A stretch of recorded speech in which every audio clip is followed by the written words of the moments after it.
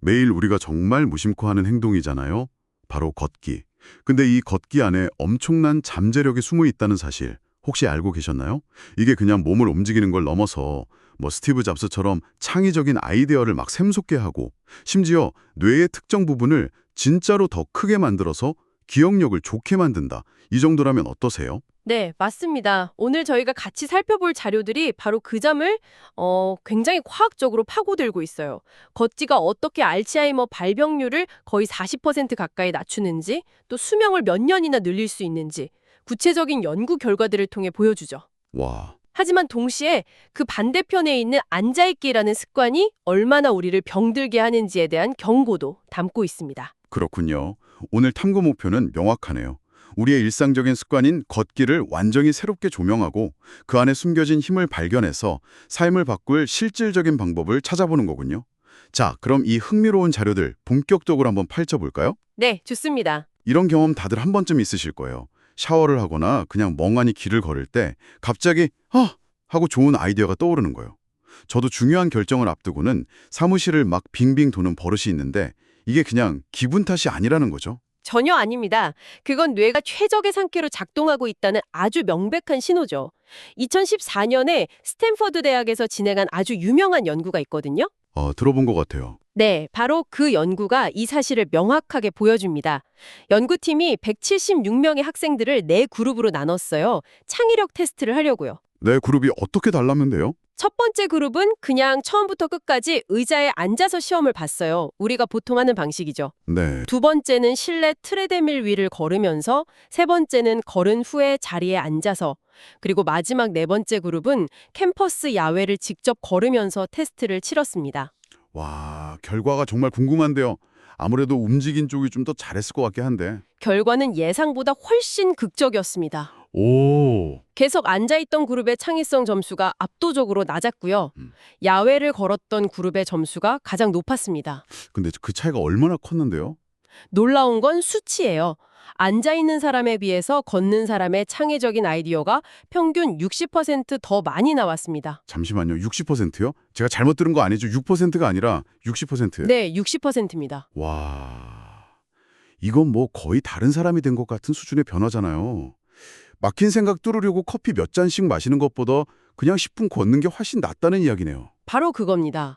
이 원리를 본능적으로 알고 활용했던 사람들이 바로 혁신가들이죠. 아, 스티브 잡스.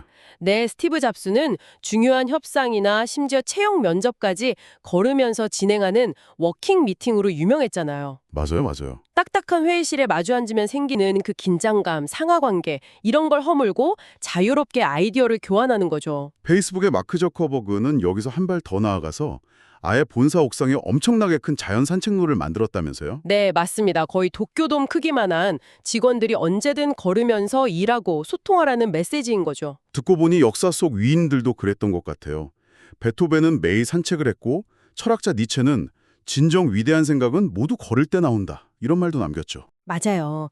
결국 핵심은 몸을 움직여서 물리적인 환경과 시점을 바꾸는 그 행위 자체가 뇌의 고정관념을 풀어주는 스위치 역할을 한다는 겁니다. 정체된 상태에서 벗어나는 가장 간단하고 강력한 방법이네요. 네, 그렇습니다. 그런데 이런 창의력 증진 효과가 단순히 기분 전환 차원을 넘어서요. 우리 뇌의 물리적인 구조 자체를 바꿀 수도 있다는 건 이건 정말 충격적이었습니다. 네, 바로 그 지점이 걷기에 가장 놀라운 힘이라고 할 수 있습니다. 우리 뇌에 해마라는 영역이 있거든요. 기억이랑 학습을 담당하는 곳인데, 이름이 귀엽네요. 해마. 네, 바다의 해마를 닮았다고 해서 붙여진 이름이에요. 근데 안타깝게도 이 중요한 해마가 20대, 30대를 정점으로 매년 1, 2%씩 꾸준히 줄어들어요, 부피가. 세상에. 아니 그럼 제 뇌도 지금 이 순간 줄어들고 있다는 거잖아요. 나이 들수록 기억력이 나빠지는 게 그냥 느낌이 아니라 이렇게 물리적으로 뇌가 작아지기 때문이었군요. 바로 그겁니다. 이거 막을 방법은 없는 건가요? 보통은 막기 어렵다고 알려져 있죠. 노화니까요. 하지만 걷기가 그 불가능을 가능으로 바꿀 수 있다는 연구 결과가 있습니다. 2011년에 일리노이 대학과 피츠버그 대학이 공동 연구를 했는데요. 이게 결정적인 증거를 보여줍니다. 어떤 연구였죠? 55세에서 80세 사이에 노인 120명을 두 그룹으로 나눠서 1년간 관찰했어요. 한 그룹은 일주일에 3번, 한 번에 40분씩 가볍게 걷게 했고요. 다른 그룹은 같은 시간 동안 스트레칭 같은 아주 가벼운 운동을 하게 했습니다. 1년 뒤에 어떤 변화가 있었나요? 뇌 MRI를 찍어서 비교를 해봤는데 그야말로 놀라운 결과가 나타났습니다. 네. 스트레칭 그룹은 예상대로 해마 부피가 1.4% 정도 감소했어요. 자연스러운 노화 현상이었죠. 그런데 걷기 운동을 한 그룹은 정반대의 결과가 나온 겁니다. 해마의 부피가 오히려 2% 증가했어요. 뇌가 다시 자라난 거네요, 말 그대로. 네, 뇌가 노화의 흐름을 거스르고 다시 자라난 거죠. 정말 놀랍네요. 보통 나이 들면 뇌세포는 죽기만 한다고 생각했는데 근데 궁금한 점이 있어요. 걷기가 유독 특별한 건가요? 아니면 그냥 유산소 운동이면 다 비슷한 효과가 있는 건지. 아주 좋은 질문입니다. 핵심은 BDNF라는 물질에 있어요. BDNF요? 네, 뇌유래 신경영양인자의 약자인데 별명이 뇌 슈퍼 영양제 혹은 뇌 비료입니다. 뇌 비료요? 네, 유산소 운동을 하면 혈액 속에 이 BDNF 동도가 증가하는데요. 이게 혈관을 타고 뇌로 흘러들어가서 새로운 신경세포 성장을 촉진하는 역할을 합니다. 특히 해마에 집중적으로 작용하죠. 아, 그러니까 걷기는 뇌에 영양분을 공급하는 펌프 역할을 하는 셈이군요. 굳이 막 격렬하게 뛰지 않아도 꾸준히 걷는 것만으로도 이 슈퍼 영양제를 뇌에 계속 공급해 줄 수 있다는 거고요. 정확합니다. 이것이 바로 주 3회 15분 이상 걷는 것만으로도 알츠하이머 발병률을 35%에서 40%까지 낮출 수 있다는 연구 결과들의 핵심 메커니즘인 거죠. 와, 이 얘기 들으니까 진짜 당장 일어나서 걷고 싶어지네요. 당연히 신체 건강에도 좋겠죠. 자료 보니까 수명이 3년에서 4.5년까지 늘어날 수 있다는 연구도 있더라고요. 물론입니다. 미국 국립암 연구소 발표 내용이죠. 하지만 걷기의 이점을 제대로 이해하려면 그 동전의 뒷면, 즉 오래 앉아있기에 치명적인 위험성부터 알아야 합니다. 아, 걷는 것의 긍정적 효과만큼이나 앉아있는 것의 부정적 효과가 정말 심각하거든요. 앉아있는 것은 새로운 흡연이다. 애플의 CEO 팀 쿡이 한 말이죠. 처음 들었을 땐 좀 과장 아닌가 싶었는데 자료를 보니 전혀 아니더라고요. 2012년에 호주에서 약 22만 명을 3년간 추적조사한 연구 결과는 그야말로 충격적이었습니다. 하루에 11시간 이상 앉아있는 사람은요, 4시간 미만으로 앉는 사람에 비해 연구기간 내 사망 위험이 40%나 높았습니다. 40%요? 질병 발생 위험이 아니라 사망 위험 자체가요? 네, 사망 위험 자체가요. 정말 엄청난 수치죠. 와, 우리 몸은 수렵 채집 시대에 맞춰서 끊임없이 움직이도록 설계되었지 하루에 60% 이상을 의자에 앉아 보내도록 만들어지지 않았거든요. 그런데 현대인은 깨어있는 시간의 평균 9.3시간을 앉아서 보낸다고 해요. 이 부자연스러움이 혈액순환을 막고 결국 온갖 병을 만드는 거군요. 네, 고혈압, 당뇨, 심장질환, 심지어 암까지도요. 여기서 많은 분들이 이렇게 생각할 것 같아요. 그래도 나는 퇴근 후에 헬스장에서 1시간씩 열심히 운동하니까 괜찮아. 저도 사실 그렇게 생각했거든요. 그게 바로 핵심적인 착각입니다. 아, 그런가요? 네, 우리 몸은 운동 부족 상태와 장시간 비활성 상태를 다르게 인식해요. 퇴근 후 1시간 운동은 그날 부족했던 운동량을 채워주긴 하지만 낮 동안 8시간 넘게 의자에 눌려있던 혈관과 둔해진 신진대사를 완전히 원상복구시키지는 못하는 거죠. 아, 이게 상쇄가 안 되는 거군요. 네, 자료의 핵심 인사이트가 바로 이겁니다.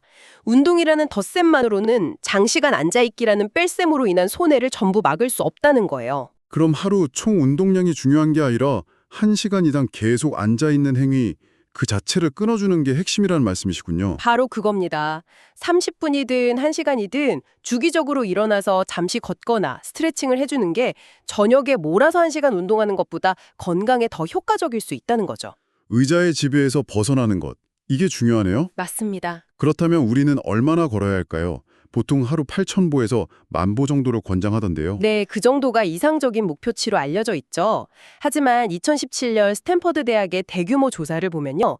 대부분의 국가가 그 기준에 한참 못 미칩니다. 아, 그래요? 네, 예를 들어 일본은 하루 평균 약 6,000보, 자동차 중심 사회인 미국은 약 4,700보에 불과했어요.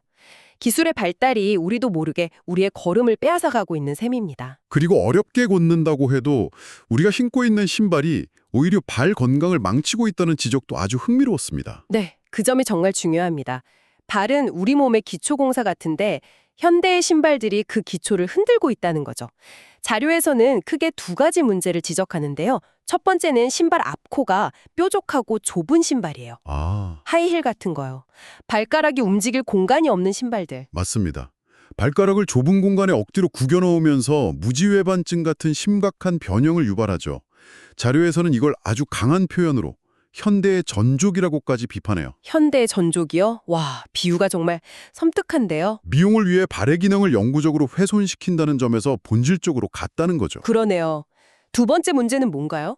바로 지나친 쿠션입니다. 네, 쿠션이요? 그건 좀 의외인데요?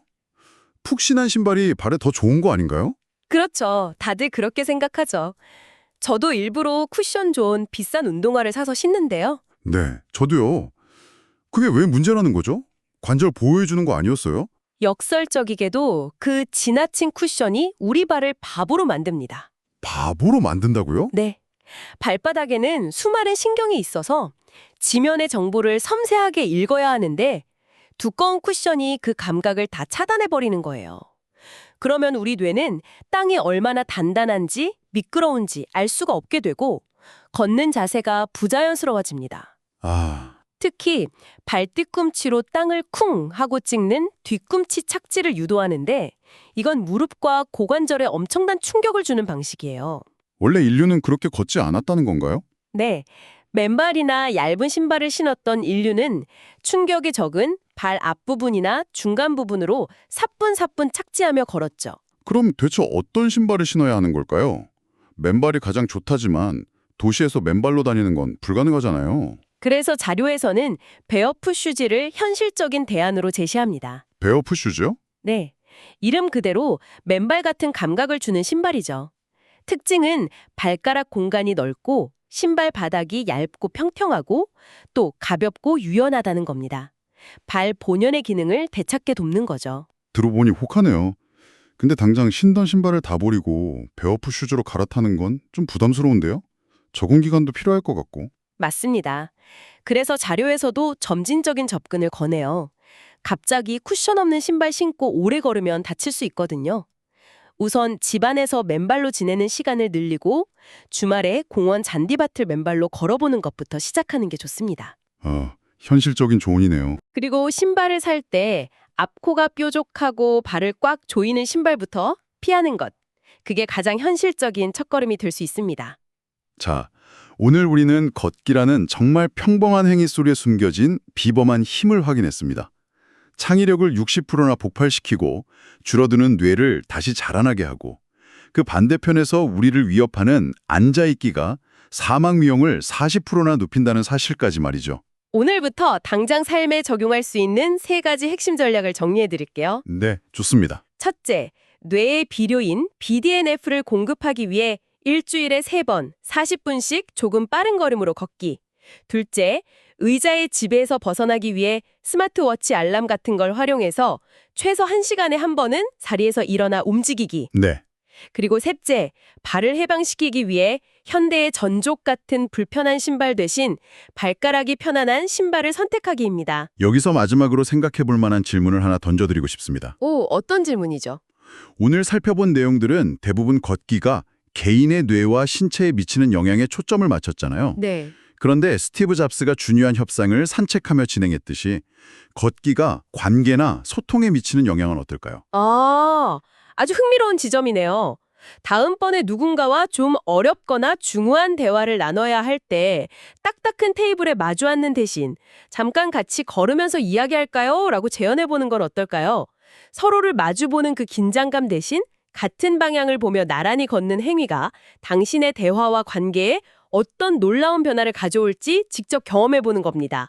아마 생각지 못한 해결책을 발견하게 될